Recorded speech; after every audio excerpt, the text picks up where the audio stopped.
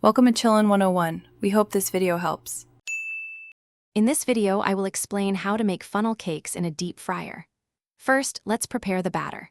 Combine 2 cups of all-purpose flour, 1/4 cup of sugar, 2 teaspoons of baking powder, and a pinch of salt in a large bowl.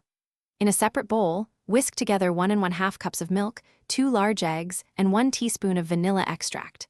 Slowly incorporate the wet ingredients into the dry, mixing until the batter is smooth and lump-free.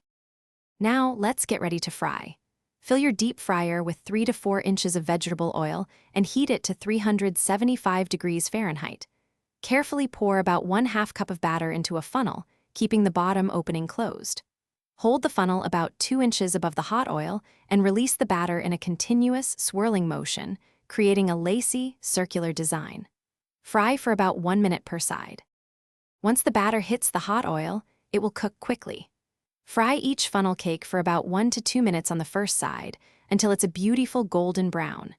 Then, using tongs, carefully flip it over and cook for another minute or so until both sides are evenly golden. Remove the funnel cake from the oil and place it on a wire rack over paper towels to drain any excess oil. Your delicious homemade funnel cakes are now ready to enjoy. While they are still warm, generously dust them with powdered sugar. You can also add your favorite toppings, like fresh berries, a dollop of whipped cream, or a drizzle of chocolate syrup for an extra treat. These crispy, sweet delights are perfect for any occasion. Remember to check the description for a link to the Oala water bottle and other great deals. Enjoy your culinary creation. Thanks for watching. Consider subscribing if we helped you.